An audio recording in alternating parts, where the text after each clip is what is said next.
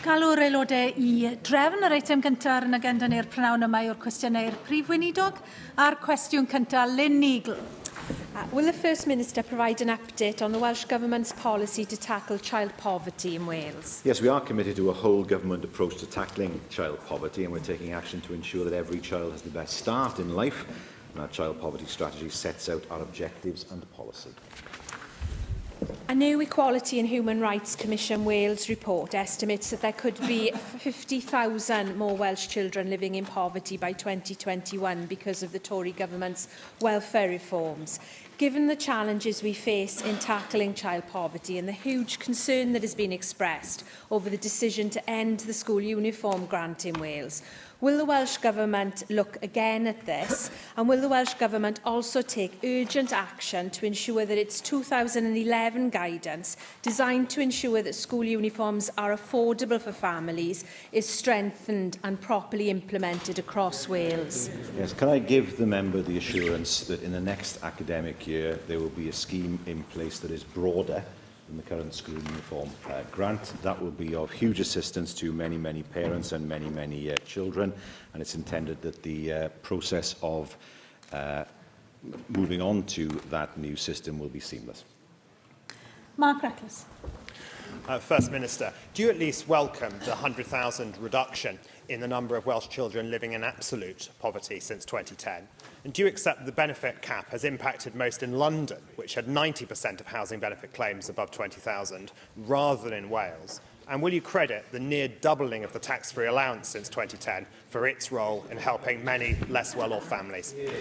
Well, let me tell you, I deplore the enormous cuts in public funding that we've seen since 2010 from a Conservative government.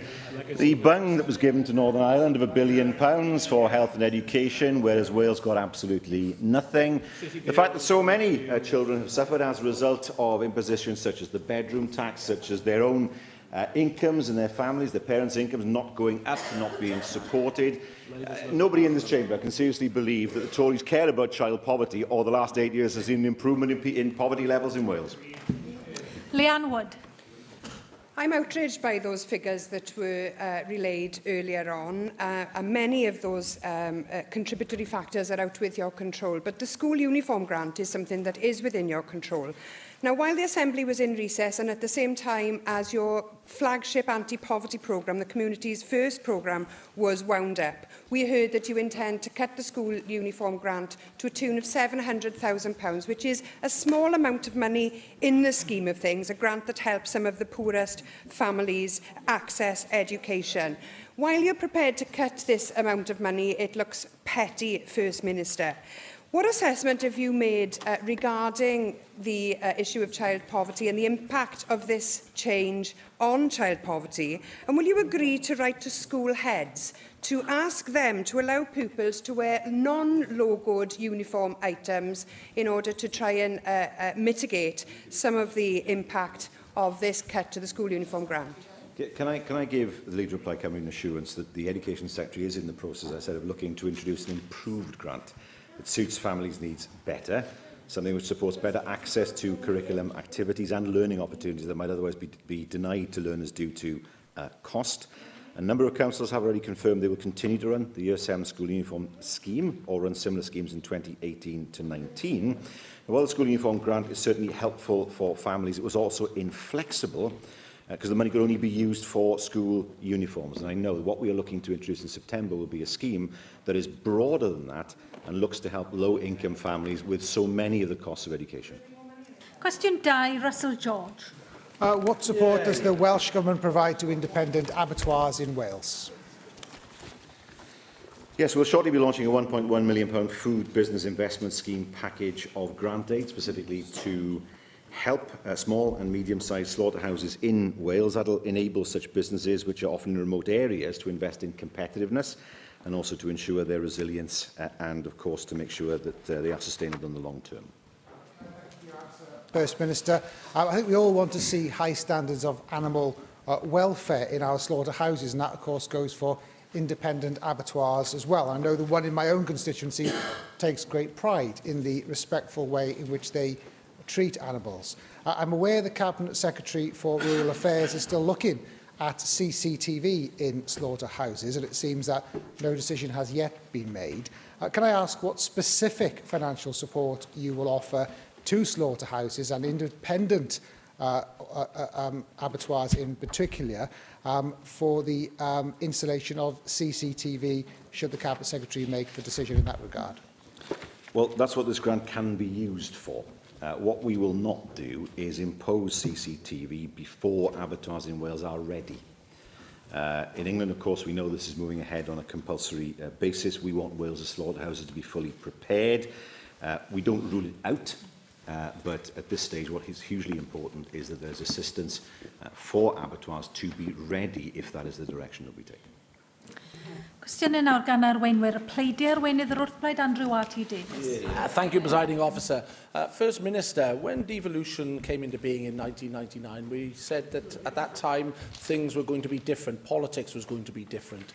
This morning, your government and yourself in particular wrote a letter to the Presiding Officer indicating that you were minded to seek a legal judgment from the court to stop a debate in this chamber taking place tomorrow.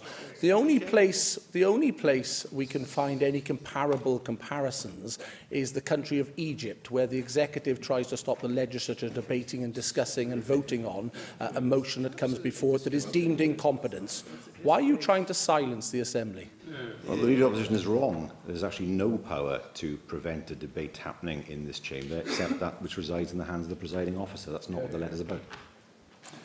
As I understand it, First Minister, from the letter that you sent to the Presiding Officer, you seem to deem yourself outside the scope of the Government of Wales provision, and therefore you do not feel that you are bound by the provisions within the Government of Wales Act, and that is what you will be seeking a judgment from the court if you seek that route. That, in effect, places you above the law if you take your interpretation to the extreme, because you're saying your ministers are bound by the provisions within the Government of Wales Act, but you yourself are not. Now, surely, First Minister, you should allow this debate to go ahead tomorrow, allow the debate, because it's deemed incompetence, it's on the order paper, and I would seek confirmation from you today that you will not try and intervene and stop this debate taking place tomorrow afternoon. I have no power to intervene to stop the debate taking place. That's a matter for the Presiding Officer. And also, the Leader of the Opposition inadvertently misleads the Assembly when he claims the effect of Section 37, as we interpret it, is to put the First Minister beyond the law. It is not. The interpretation that we place on Section 37 is that it applies specifically to Welsh ministers and not to the functions of the First Minister. Now, that is an issue that is hugely important in law. It's hugely important. Now, if something is in dispute in terms of the law, it's perfectly proper that clarity is sought as to how the law operates. We can't operate in a slapdash way. We have to make sure we have clarity for government and indeed for the Assembly. First Minister, I never thought I'd stand in this chamber and find us debating these type of points or discussing these type of points where you as First Minister, because it's your signature on the bottom of that letter, is trying to prevent a debate coming forward tomorrow because you want to seek a judgment of the court to prevent that happening. Now, you have said time and time again that the substance of the debate tomorrow, which is the leak inquiry report, is the ownership of the Permanent Secretary, and it is for her to determine whether that report should come forward. Why are you intervening now to try and stop that report coming forward? Because if that report became public and people could form an opinion with suitable redactions, which is what we've called for in the motion tomorrow, to protect the identity of any witnesses that have wished that identity to be protected, people could form an opinion on that report. Instead, today, the first day back after the Easter recess, we are looking at you as First Minister, who has sent a letter to the Presiding Officer trying to silence the Assembly. That is the wrong way to do democracy here in Wales. It misleads the Assembly. It misleads the Assembly to suggest that we have the power to stop the Presiding Officer allowing a debate. That's not what the situation is here. Now, let me explain what the situation actually... Well, I'm interested in hearing the First Minister's response. Thank you, Presiding Officer. First of all, I have no fear of the leak inquiry. I ordered it, and it is something that I was under no... it was not imposed on me. It was something that I took forward, and members can see the conclusion. But there are far wider legal issues here that arise as a result of the operation of Section 37. And it's worth me exploring them with members in detail. Now, first of all, there have been discussions with the Presiding Officer. It's not the case that this came out of the blue. It's not something I would choose to do, I have to say, if other options were available. But we have to protect the position of a senior member of Welsh Government staff who, if the motion was passed, would be at risk of prosecution. This is a serious issue, hugely serious legal issue, and it is incumbent on us to make sure that steps are taken to protect her. But it goes beyond that. Section 37 is so broadly defined that without greater clarity, well, if the member wanted to listen carefully, you might learn something, okay? Section 37 is so broadly defined, and it lacks such clarity, that potentially any document of any kind that is in the control of a minister or an employee of Welsh Government is potentially releasable. Any document, regardless of whether it is caught by an exemption of the Freedom of Information Act, regardless of whether it is caught by the Data Protection Act, regardless of whether the document might be libellous, regardless of whether the document might contain details of national security. Now, I have in my possession documents that are given to me as First Minister that deal with national security. Under the interpretation at the moment that we have, that will be releasable. That will be releasable. What it is, there's no clarity on it. Secondly, allow the First Minister to be heard. Secondly, documents that are commercially confidential now no longer, under the interpretation and lack of clarity that we have now, are no longer subject to confidentiality. It means that any document, a tender bid, for example, a commercially confidential document, would be potentially releasable without further clarity. That is the reality of it, without further clarity. Well, if members don't want to listen, I'm trying to put a reasonable case here for them. They don't want to listen, that's a matter for them. More importantly, if a whistleblower came forward to a minister with a serious allegation on the basis of confidentiality, and a document was created as a result of that, there is now no guarantee of confidentiality without further clarity. There is no guarantee. I cannot give, as First Minister, any guarantee of confidentiality to anybody, nor can any other Welsh Minister, until this matter is clarified. Until this matter is clarified. It also means that any person who produces a document in confidence or who gives evidence in confidence to any investigation or inquiry is now not able to receive an absolute guarantee of confidence. That's how serious the situation is. Now, how can this be resolved? How can this be resolved? Well, there are three ways of resolving it. First of all, a change in the law, Section 37. We can't do that, because Section 37 is incredibly badly drafted. Nobody disputes that. We can't do anything about that. Secondly, not my choice, not my first choice, is for the matter to be decided in the courts by way of a declaration. That is not the way that I would want to deal with this. We have to protect our position as a government. The third way of doing it is for a protocol to be developed, as happens at every other parliament, a protocol to be developed in order for members to understand what would be in order and what documents would be releasable in the future. And this is exactly what happens at Westminster. There is no reason why this can't happen in the Assembly. So I reiterate the offer we have already made to the Commission, and we make it in good faith. And that is, tomorrow's debate is not time sensitive, and I do not advocate cancelling the debate. I don't advocate withdrawing the debate, but there is an opportunity for that debate to happen in the future.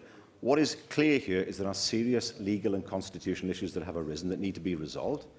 And the way to resolve it, surely, is for this to be done working with the Commission to develop a protocol to provide greater clarity to members. I make that offer to the Commission and indeed to you, Presiding Officer, to deal with this issue in a way that avoids the need for legal action. Arweinydd Plaid Cymru, Leanne Wood. The problem is that sounds like a threat, First Minister, and the questions of openness and transparency are not going to go away. They cut to the very heart of democracy. And if there are so many problems with the Wales Act, why have they only now been identified? These matters will be coming back to them, but I want to ask you about the question of Syria. Does the First Minister support military intervention in Syria? I received a phone call at midnight on Saturday morning from Downing Street. I received a briefing from the Prime Minister. It was clear what the action was going to be. I made clear to her my concern that I feared that there would be civilian casualties given the complicated mosaic on the ground in Syria. That doesn't seem to have happened, but my concern was made to her at the time. But I was very concerned that it wouldn't be possible to take any action without civilian casualties, and that was something I wanted to avoid. My party is committed to opposing these tokenistic American-led airstrikes, and I'd like to remind the First Minister that the road to peace is rarely paved with the weapons of war. Now, the effectiveness in terms of stopping Syrian suffering is far from clear. The Prime Minister herself has said that these strikes were not intended to change the course of the war in Syria and end the suffering of the Syrian people. Without a single vote cast in this Parliament, Westminster or anywhere else, the First Minister was quick to show his support for those airstrikes. So can he now tell this Assembly, does he believe that Westminster should be able to start wars without any parliamentary approval? Well, it's not a war, because that prerogative lies with the monarch. It is military action, that is true. Well, there is a precedent for it. David Cameron asked for a vote in Parliament, and it's a matter for the current Prime Minister to explain as to why there wasn't a vote this time around. There are great dangers here. Syria is complicated. I mean, there's no doubt in my mind there was a chemical attack, and anything that removes the capability of such an attack occurring in the future is something I would support. What I would be extremely sceptical of would be an acceleration or escalation of military action in Syria that would lead, to my mind, inevitably to civilian casualties. And that, of course, would be a propaganda boost for those countries that are already in Syria and who themselves have a case to answer for what they're doing. But that risk is there now, isn't it? For me, it's not a question of bombing in Iraq and then bombing in Syria. I don't see much of a difference. Those were the complacent words of the First Minister when the prospect of British bombs being dropped on Syria first arose back in 2015. He supported bombing campaigns in Syria then, and he supports them now. Yesterday, the First Minister's London Labour boss questioned the legality, the morality and the effectiveness of the strikes. Does the First Minister harbour the same concerns, or does he stand by his comments in support for the Prime Minister and her airstrikes in the British national interest? Well, firstly, I have no reason to doubt the soundness of the legal advice. On the issue of morality, well, we are talking here about a chemical attack that occurred on defenceless civilians.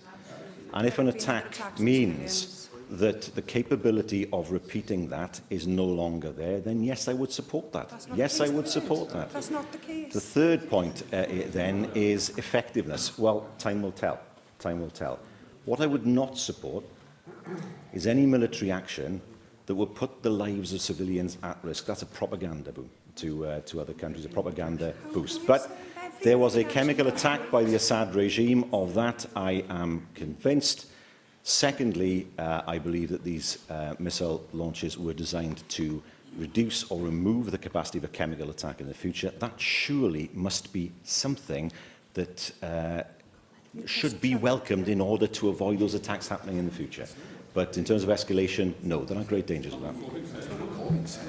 Arweinydd Grŵp UKIP, Neil Hamilton. As I listened to the First Minister's tortuous, legalistic response to the Leader of the Opposition earlier on, I was reminded of Dennis Healy's first law of holes, that when in one, the best thing to do is to stop digging. Another international comparison of the position that the First Minister seems to find himself in today is the Watergate affair, and he'll remember that it wasn't the break-in that actually brought down Richard Nixon, but the attempted cover-up. The President in that case said that when the President does it, it's not illegal. Does the First Minister really want to go down in history as the tricky dicky of Welsh politics? Well, this is the man who defends Enoch Powell. This is the man who defends Enoch Powell. He seeks to lecture us on morality. Have a good look at yourself is my response to that. No one suggests that anybody is above the law, but I'd be interested to know whether there's anything that I said with which he disagrees. Well, if I were counsel for Llywydd in any legal action might be brought, I would provide a legal argument for it. But the subsection which the First Minister refers to states that in relation to ministers' functions, or rather the letter states that Section 37, in relation to ministers' functions, must identify a function which is exercisable by the First Minister and Welsh ministers collectively. If the function in question is exercisable by the First Minister alone, Section 37 has no application. So what he's effectively saying is that if it's Welsh ministers together, they are scrutinisable in the way that Section 37 provides. But if it's the First Minister alone, he isn't. That seems to be a very perverse interpretation of a very clear section. Well, I find it very strange as somebody who stands here in First Minister's questions every week, and has missed very few, to suggest that somehow I'm afraid of scrutiny. But the law is the law, and the law has to be applied. Now, there is a difference of interpretation. There are two ways of resolving that interpretation, one of which it would be my preferred way, which I already outlined, the other one which is more formal. But I believe that there is a way of resolving this in order to provide members with more transparency and to provide government with the kind of comfort that it needs. I mean, I ask members in this chamber, I ask the leaders of parties in this chamber, if you were in a position where you had been given documents in confidence and you found yourself with a vote demanding those documents should be produced, what would your response be? You know, put yourself in the position of, you want to be in government, put yourself in the position of somebody who is leading a government. It's hugely important that there is clarity in this regard, and that clarity, I hope, can be developed working with the Commission and the Presiding Officer in the future.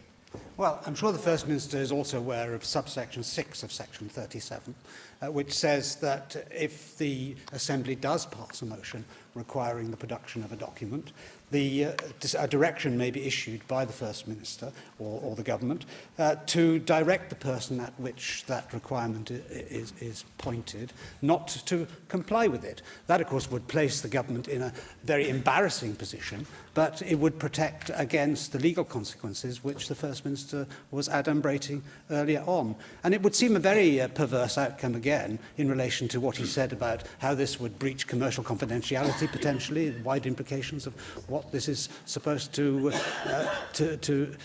risk. If anything which the First Minister was dealing with would be gaggable or could be prevented from publication, but anything that any other minister does is perfectly open to scrutiny, whether it be in a court of law or in a court of public opinion or in this democratic assembly which represents the whole of the Welsh people.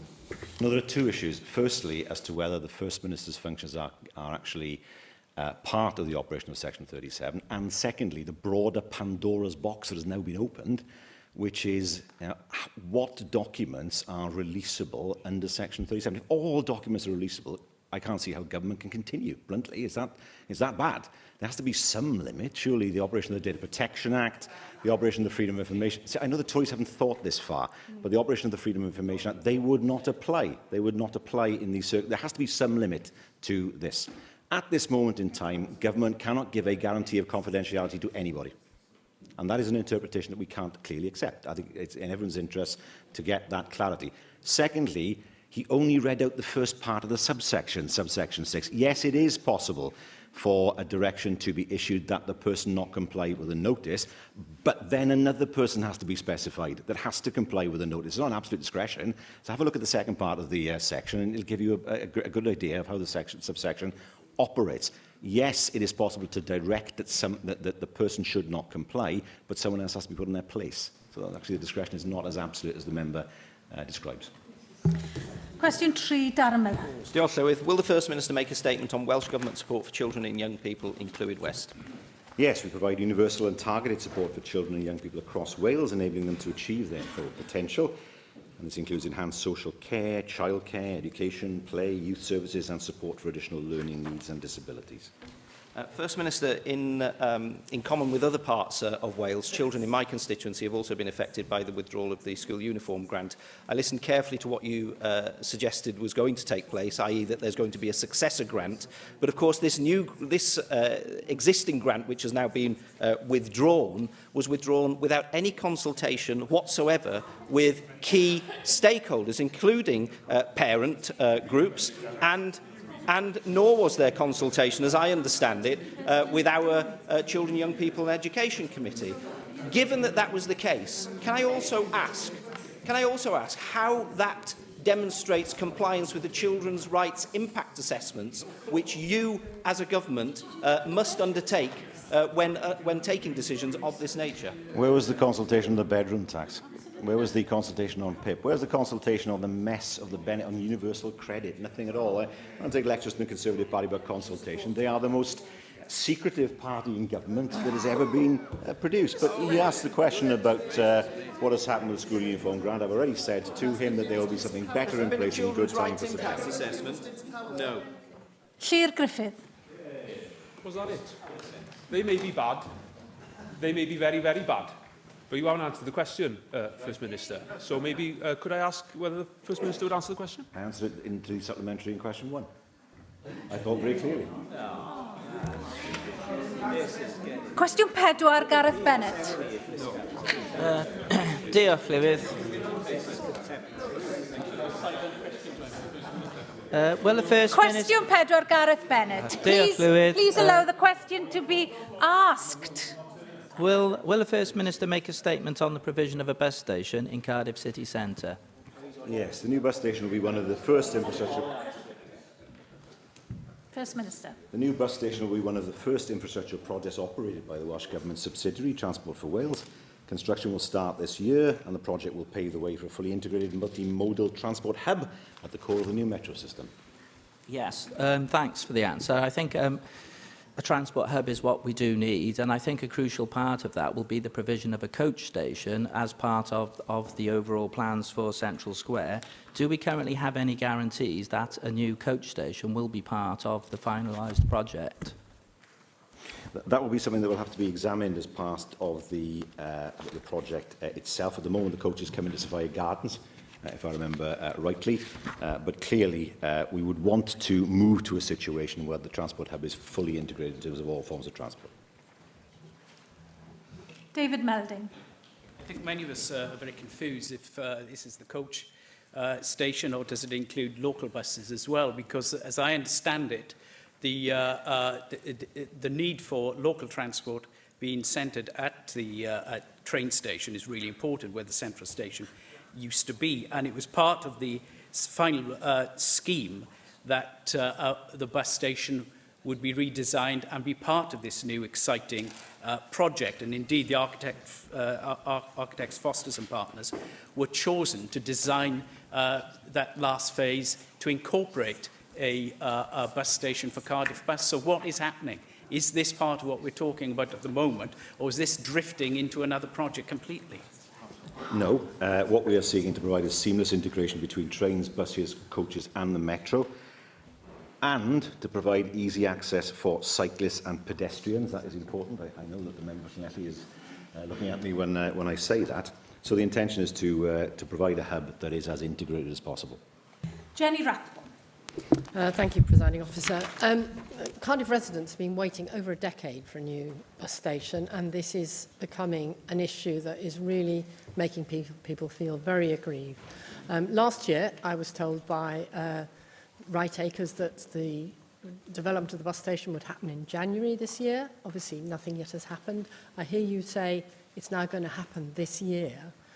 I'm just really concerned about the constant delays and the way in which this makes people cynical about our desire to provide a bus station, which is crucial to the future health and well-being of all the shopping facilities in the city centre. We absolutely do not want people arriving by car because of the air pollution problem.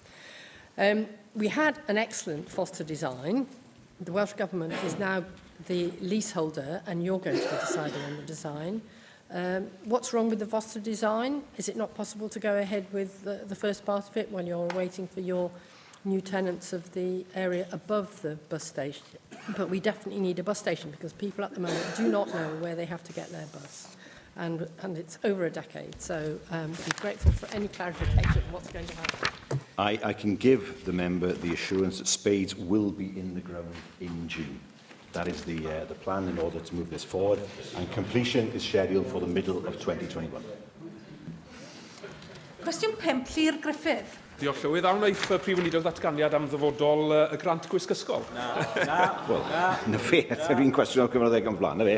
Bod ni'n edrych ar opsiynau gyflwyno gwell grant sy'n fwy addas at anghenion teuluoedd gan gynnwys cyfleoedd na fydde disgwyl o bosib yn ei cael fel arall o achos i bost. Ond allwch chi felly gadarnhau na fydd na doriad yn y gyllideb sydd ar gael? yr elfen o arian sydd ar gael i gefnogi prynu dillad ysgol, oherwydd ymateb llefarydd yr arnych llywodraeth chi i'r cerydd yn dilyn y coeddiad oedd bod gwisg ysgol yn rhatach erbyn hyn. Wel, mae gen i brofiad, mae 'na o leia 2 ysgol uwchradd yn y rhanbarth i wedi symud i wisgoedd ysgol newydd, a gallwch chi ddim eu prynu nhw mewn archfarchnadoedd. Maen nhw'n mynych bod chi'n prynu nhw trwy ddarparwyr penodol sy'n fawr rhatach i gymharu â gwisgoedd ysgol dros y blynyddoedd diwethaf. Felly mae hynna'n ddadl ffals, ac felly'r hyn sydd ei angen nawr yw sicrwydd na fydd na grebachu yn y swm ariannol fydd ar gael yn benodol ar gyfer gwisgoedd ysgol wrth symud ymlaen. Nid felly yw'r nod. Nid hynny yw'r nod. Y nod yw sicrhau mwy o hyblygrwydd mwyn sicrhau bod y system grantiau gyda ni sydd yn fwy hyblyg mwyn delio gyda pethau fel rhoi cyfleon i blant sydd yn dysgu, rhoi cyfleon o falle fynd ar dripiau ysgol, a edrych ar y system o grantiau sydd yn llai cil na system sy'n ar hyn o bryd. Mark Isherwood. Mark Isherwood? Oh, well, let's have another go. After this announcement was made, the Welsh Government said it's because the cost of uniforms had reduced. Bevan Foundation called this a mealy-mouthed justification for a cut that would save a small sum. A head teacher in Bangor said uniform is a way of avoiding social stigma because people all look the same, and blasted what he called the bonfire over grants affecting some of the most vulnerable school children. And a Conservative Bridge End councillor described the move as heartless and said it would hit the poorest families the hardest. You were just asked clearly whether you would protect the funding. So can I ask you, yes or no, even if you won't answer whether you will protect the funding, will all Year 7 pupils in receipt of free school meals still be eligible for a school uniform grant? What we're looking to do is to do that and beyond. I mean, our commitment to the most disadvantaged pupils is there for all to see. We increased it to £93.7 million through the PDG spend. We are looking not just at school uniform items, but possibly the cost of school trips, stationery, extracurricular activities, school photographs, cost of equipment or resources. But I know the Education Secretary is mindful that while for the majority of schools uniform costs are now lower, there are still certain schools that aren't doing enough to keep costs down. And she is looking at whether there is merit in placing current guidance for school uniforms on a statutory footing. Michelle Brown. Thank you. The First Minister's already answered. Question 6, Angela Burns. Good afternoon, First Minister. How are you ensuring the transparency and accountability of information held by the Welsh Government? Well, the Welsh Government has followed the principles of openness in government for many years. We comply with relevant legislation such as the Public Records Act, data protection and freedom of information. We're also active in terms of both the open data agenda and the wider open government agenda. As a result of your altercation with Adam Price during FMQs on the 30th of January, I realised that if your government was seeking correspondent details between Adam Price and Aelodau'r University Health Board, then you may have asked the same questions about me. Indeed, for all I know, you may be collating information about all opposition members' correspondence with public sector bodies. And so I put a subject access request into your government on the 31st of January. 37 days later, I was asked for clarification, which I gave, and on March the 15th, I was asked for further clarification to what is essentially a very simple question, First Minister. And this I gave. I have heard nothing. Meanwhile, a local journalist put an FOI into the Health Board and got this answer. Aelodau'r University Health Board confirms that the information request from the Welsh Government made on the 26th of January 2018 was initially regarding Adam Price AM. However, upon acknowledgement of the information sent by the UHB on the same date, Welsh Government requested further information about the engagement activities regarding other MPs and AMs. So a local journalist, a local journo finds out from the Health Board that my communications have been shared with the Welsh Government, but the Welsh Government seem unable to give that information to me themselves, despite me being entitled to ask for this. I can't hear Angela Burns because her fellow members are shouting across her. Angela Burns. Thank you. My point, Presiding Officer, is a local journalist can do an FOI on the Health Board and get the exact same information that I put a subject access request into your government on at the end of January, and I've still had absolutely nothing. So an Assembly member can't get their information from you, a journo can from the Health Board. Your government is not transparent, is not accountable, and it makes me ask, what are you hiding? Well, first of all, an FOI request is entirely separate to a DPA application, because DPA subject access requests are far broader. They're bound to be. I have to say, when Darren Miller sits there pompously shouting disgrace, what does he think happens in Westminster? This is exactly what happens in Westminster. Theresa May, when she receives briefing, is quite well. Please allow the First Minister to respond to the question. Theresa May and other ministers. Theresa May and other ministers receive briefing on a member's interest in a question. That's normal. Plaid Cymru ministers, as Simon Thomas will be able to tell you, did exactly the same when they were in government. There's nothing sinister about it. When a member asks a question, it is quite normal for research to be done on what members said about it, perhaps what correspondence there is there, in order for ministers to be able to answer the question properly. That's all that ever happens. It's exactly the same situation that's already existed for many years, all the time, since 1999, including members of Plaid Cymru. There's nothing wrong with it. And this is the way things are done in Westminster. What are the Conservatives? I know they've been in government, but what do they think happens when an MP asks a question of a minister? It is standard briefing for a minister to be told what the MP has said in the past about it, what correspondence there might be, in order for the minister to be fully informed. That's the way things have always operated, both here and in Westminster. There's nothing sinister about it. In fact, it shows respect for the members. Adam Price. Comments by a former cabinet minister in your own government today clearly suggest that what happened in my case was not a one-off aberration, as you previously argued, but a part of a wider pattern, a smear machine whereby government resources have been systematically misused to silence and intimidate critics, including people within your own party. And I have to say, that together with the news today of an attempt to intimidate this Parliament with legal action clearly suggests a picture of a leadership culture within Welsh Government which is dedicated to crushing opposition, whatever the personal cost, whatever the political cost in terms of public trust in our democratic institutions. My question is a very simple one, but perhaps it's best directed to the people behind you. At what point do we say enough is enough? Well, I prefer to stay with the people of Wales. I didn't disappear to America. I stayed and I fought my case for the people of Wales. Why doesn't he speak to Simon Thomas, who will tell him, You attack me. You attack me personally. I'm requesting my personal attacks. The First Minister. You're attacking me again. You know the First Minister is attempting to answer the question. The First Minister is attempting to answer the question. Please allow him to finish. Adam allow Price him to stood finish, in this please. chamber and just attacked me personally. He complains when he gets it back. It's not one law for one and one law for the other. If he speaks to Simon Thomas, he will explain to him that this is quite normal and a norm.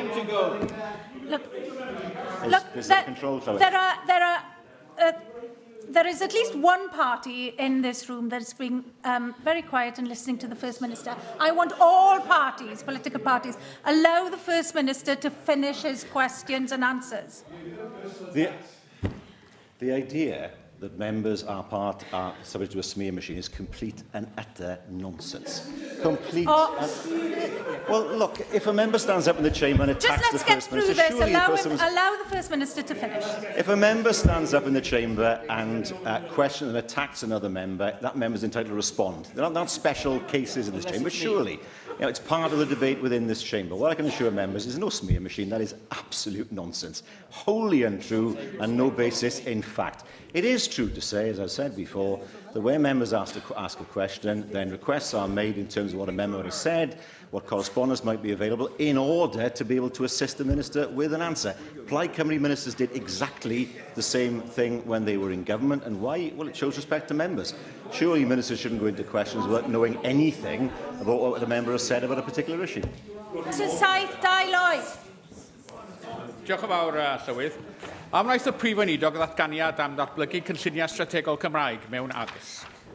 Wel, penodwyd Aled Roberts yn mis Chwefror 2018 am gyfnod o 12 mis i weithredu argymhellion ar adolygiad cyflym o gynlluniau strategol Cymraeg mewn addysg. Mae 15 cynllun wedi cael eu cymeradwyo ac mae'r gwaith yn parhau gyda 7 awdurdod sydd ar ôl a ni wedi ymrwy mwy wella'r gwaith o gynllunio darpariaeth cyfrwng Cymraeg fel y gwelir. Yn Gymraeg 2015. Y bellach i'r ateb yna, gynnitrio fel da chi wedi crybwyll eisiau, sy'n dilyn datganiad gwneudog dros Gymraeg a dysgu gydol oes ar fawrth y 15fed. Mae yna 7 awdurdod lleol dal heb gael eu cynlluniau strategol Cymraeg mewn addysg wedi cymrydwyo gan eich llywodraeth chi. Mae 3 o'r awdurdodau hynny, sef Abertawe, Castell Nedd Port Talbot a Phen y Bont yn Farhanbar Rhi. Yn wir, roedd eu cynlluniau drafft cyntaf yn warthus ac yn embaras llwyr wrth feddwl am darged eich llywodraeth chi gyrraedd miliwn o siaradwyr Cymraeg. Ydych chi felly'n siomedig gan ddiffyg gweledigaeth a diffyg uchelgais y cynghorau llafur yma yn y de orllewin, a beth ydych chi'n gwneud fel llywodraeth i symud pethau ymlaen? Ond gaeth wedi'n hanesyddol, wrth gwrs, cynghorau llafur oedd ar flaen y gad i sefydlu ysgolion Cymraeg yn ewedig yn ne Cymru, so felly mae yna record da ynglyn â hwnna. Mae'n wir i weid wrth gwrs bod yna rai awdurdodau ddim wedi dod lan i'r safon byddwn ni'n erfyn. Ni wedi gofyn i nhw i sicrhau bod y cynlluniau eu hunain yn cael ei ail-wneud mwyn bod ni'n gallu symud ymlaen gyda'r targed uchelgeisio sydd gyda ni. Mae'r gweinidog mynd i siarad gyda'r arweinwyr o'r awdurdodau rhywna sydd ddim wedi cael eu wesps i ganiatáu ar hyn o bryd, a ni moyn sicrhau bod pob wesp newydd yn cael ei roi i'r Llywodraeth erbyn diwedd mis Mai. Question 8, Jane Bryant. What plans does the Welsh Government have to support economic development in Newport? Well, the Prosperity for All National Strategy and Economic Action Plan set out the actions we are taking to improve economic development across Wales, including Newport. Thank you, First Minister. A regular, reliable service on the Ebervale to Newport rail link would ease congestion on our very busy roads and improve economic prosperity throughout the region. There is deep frustration as people have been waiting a long time for this to happen. 1 extra train per hour on the line running from Ebervale to Newport via Rogerstone and Pye Corner onto Cardiff will connect the valleys and 2 of the largest cities in South East Wales and vice versa. While I welcome the Welsh Government's commitment to increasing the frequency of the service on the Ebervale line, with the up-and-coming decision on the award of the rail franchise, can the First Minister provide reassurances that the Ebervale to Newport rail link will be a priority? Well, we do remain committed to increasing frequency of services along the Ebervale line, and the options being considered do include services calling at Newport. It is important that the Ebervale line is consistent with our metro aspirations, so we will work with the winning bidder to identify the technical solution that's required to complete the infrastructure that's needed to enhance the number of services along the line. Mark Eccles. First Minister, Newport Council recently unveiled their master plan for the future of Newport city centre. But unfortunately, it contains so little detail and so little in the way of firm proposals, it only attracted 24 responses. Would he join me in encouraging Newport City Council to step up to the opportunities that the scrapping of the 7 tolls give and put real investment into the centre of Newport so we really benefit from those opportunities? Well, I have to say Newport Council has an excellent record in terms of investment. We see, of course, the development across along the river, the university campus, the opening of the Friars Walk, which I was pleased to open some years ago now. So there has been significant development in the centre of Newport, and I expect the Council's good record to continue. Steffan Lewis.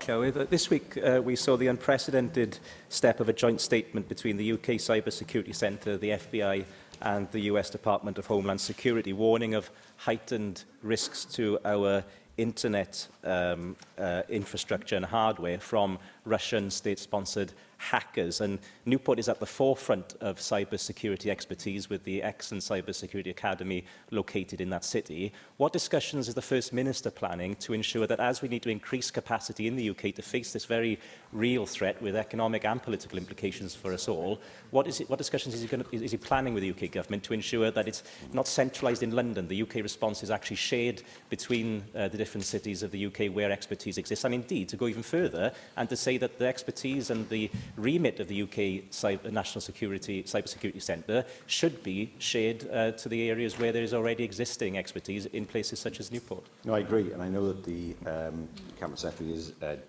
speaking at an event on Thursday that deals with this exact point.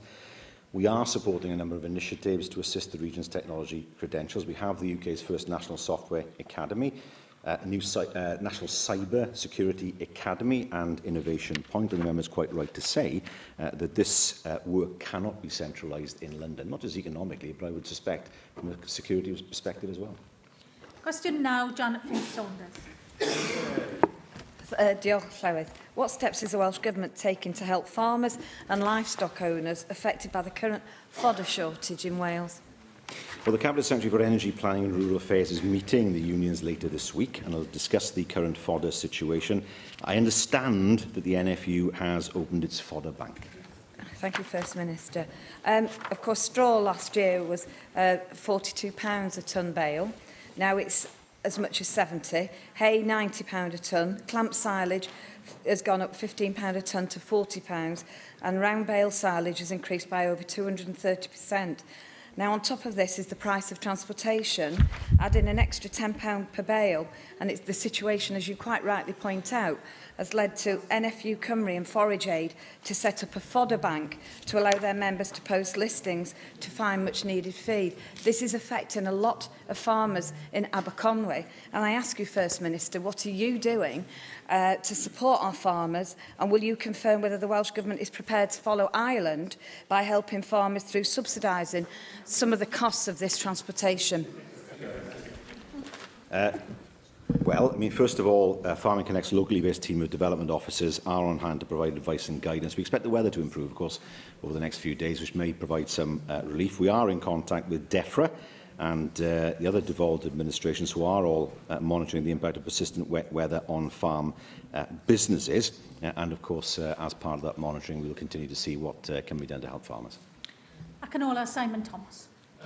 Llywydd, mae'r ffaith bod Llywodraeth Iwerddon yn fodlon talu ei helpu cludo a talu am fwyd yn anifeiliaid a'n cael effaith ar y fachnad dros ynysoedd Prydain, wrth gwrs. A mae e'n gwirdroi y fachnad ar gyfer prisoedd ac yn rhoi prisoedd i fyny ar gyfer ffermwyr yng Nghymru. Dyna dwi'n credu y ddadl ar y peth sydd wedi dod yn glir oherwydd y gwanwyn wlyb. Beth sy'n dod yn sgil hynny, wrth gwrs, yw'r cwestiwn ehangach o sut i ni reoli y fachnad dros ynysoedd Prydain wrth i ni ymadael ar undeb Ewropeaidd. Mae'n codi'r holl cwestiynau ynglyn â undeb tolla, ynglyn â ffaith bod y fachnad gig yn un gyffredin rhwng Gweriniaeth Iwerddon a Cymru a gweddill ynysoedd Prydain. Yn ogystal â helpu y ffermwyr dros y problemau y tymor yma, fedrwch chi ddweud ychydig mwy am beth fydd y cynllun i sicrhau cymorthdal parhaus i'r ffermwyr i sicrhau bod nhw'n gallu bod yn weithredol yn economaidd wrth i ymadael. Wel, mae Undeb Ymaethwyr Cymru, wrth gwrs, wedi codi pryderon ynglyn â beth mae Llywodraeth yr Iwerddon wedi wneud, a dwi'n gyfreithlon yna, a mae hwnna'n rhywbeth falle sydd wedi cael ei ystyried yn y pen draw. Ni'n deall bod ffermwyr yn dechrau gweld gwair yn tifu o achos y ffordd mae'r tywydd wedi newid. Gaethwyd hefyd bod yna elusen o'r enw Forage Aid sy'n cefnogi ffermwyr, lle maen nhw wedi cael ei effeithio gyda achlysur tywydd eithafol, ac wrth gwrs maen nhw'n gallu sicrhau bod yna bethau ar gael i'r ffermwyr i ffermwyr hefyd yn y pen draws. Felly unrhyw, os mae yna rai ffermwyr sydd â problem fawr, felly ta'r Forage Aid yw'r lle i fynd yn y dechrau. Diolch i'r Prif Weinidog. Yr eitem nesaf felly yw'r datganiad a chyhoeddiad busnes.